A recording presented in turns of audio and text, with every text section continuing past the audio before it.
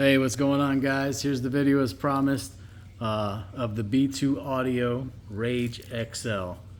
I know I'm a little late, guys. Cut me some slack. I've had a crazy year, man. I was in the hospital. I was on life support, man, for 2 weeks. I had to learn to walk again. I mean, you name it, man. I'm actually waiting to get organ transplants right now. I got to get a dual organ transplant, but not going to let anything in life stop me from doing what I love to do.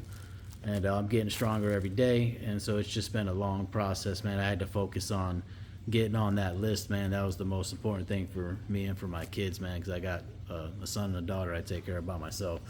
I also got a third DC Audio M48. I'm gonna run those all three on that SUNDOWN 4K, the same one that's in the other video. I'm going to run it at 1.33 ohms, and I'm going to tune it to 39 hertz. I'm going to tune it a little higher this time.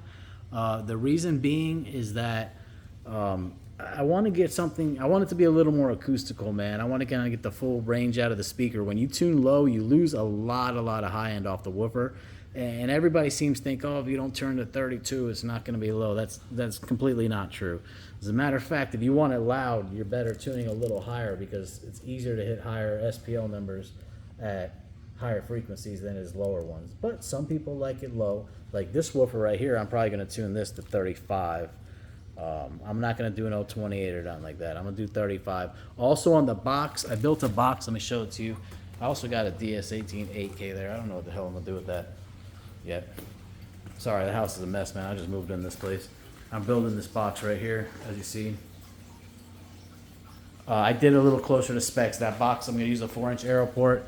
It's going to be, that one's going to be 0.9 per woofer. It's going to be very close to the specs, and I'm going to tune it. Plus the aero port, man, if I don't like the tuning, I can just pull it out and throw another aero port in there. That's the advantage of aero ports. If I want it to be 28 today, it can, and that could be 39 or 45 tomorrow. I got these Sky High Car Audio 6.5s. I got this 4-channel digital DS18. I got some more tweeters there, some MB cords, some more bullet tweeters. Got all that. I got tons of 0-gauge wire, and I got more on the way from my distributor. And this just extra shit I got laying around. So this one I'm going to run the B2, the Rage. I'm going to run it, well, Rage XL, I should say. I'm sorry. It's got a little big, I mean, the motor is just massive on this thing, dude. Look at it. The spider and the leads, everything. 4-gauge inputs are so nice. I'm going to run this on a TARAMPS Smart 5K, the newer one, the one that runs from 0.5 ohm to 2 ohms, and I'm going to tell you why.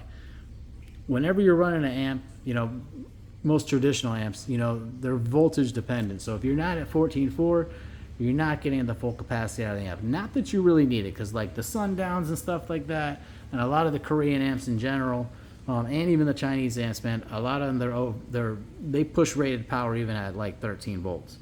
But the thing is that when your woofer's going in and out and it's moving really hard, you get what's called impedance rise. So the impedance is constantly changing because that woofer's going in and out.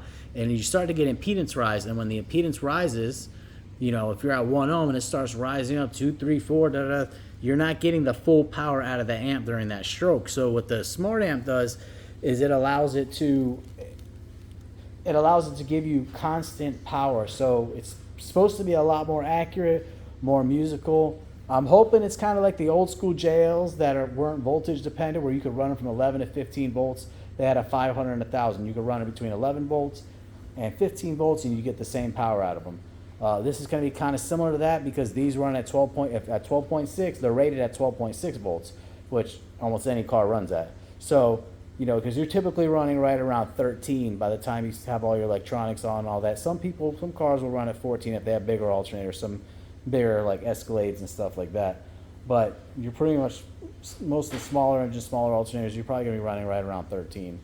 So this, if it's at least 12.6 or higher with the Smart 5K, then I don't have to worry about losing power and all that. I have 2 excess power lithium batteries on the way.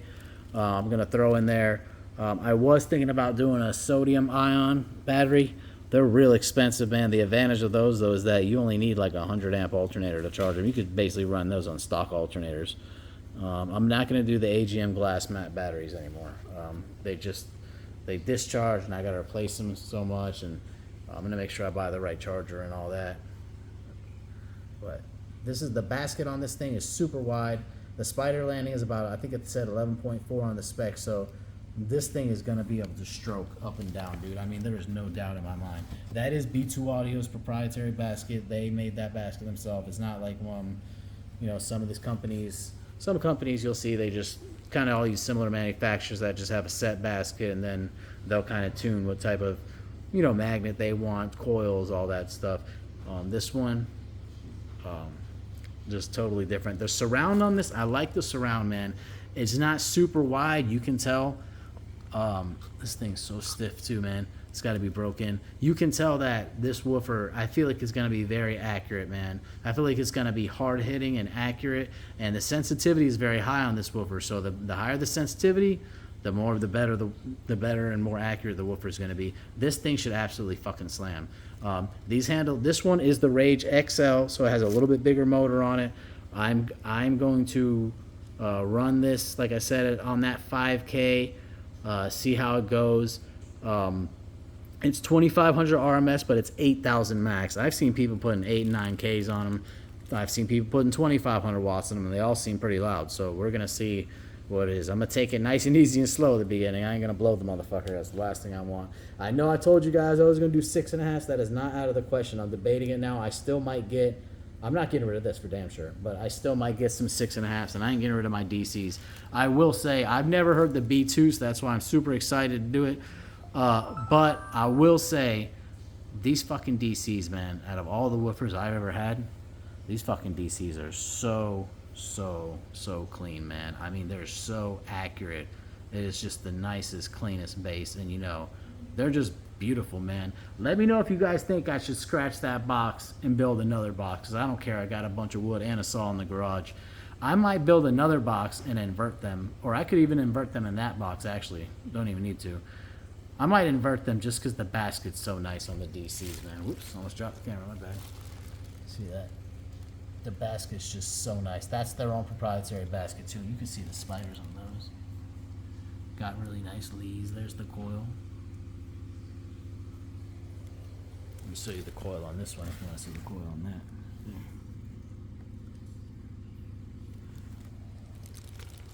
But yeah, guys, stay tuned. I already got the Jeep taken apart. I got all the door panels off. I put 2 back on today because I already put 6.5s in there. I had to order a special tool to get the stock pillars off so I can finish putting in the radio and all that.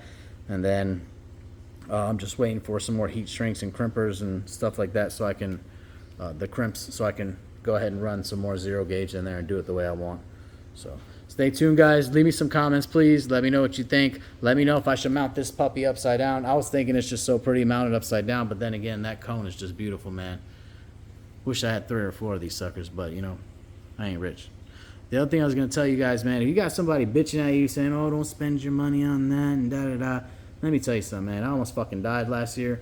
If you want to do it, man. Enjoy your life, bro, because you could be dead tomorrow. You know, if you want to do this and this brings you joy, man, buy yourself a nice, good system one time and rock it out for a while. You know, if you buy something good, it'll last, man. You can rock it 5-10 years, dude, if you do it right the first time, man. If anybody needs any car audio, man, I can get you whatever you want. If you have any requests, or if anybody wants boxes, I'm in the Atlanta area now. I was in the Houston area, and then in Vegas before that, and then Miami before that, but I'm in the Atlanta area now. If anybody wants boxes, I can show you tons of pictures of builds I've done, stuff that's not even on YouTube, just tons of stuff, man. I'm a wizard with the boxes, man. So thanks for watching, guys. Leave me a comment.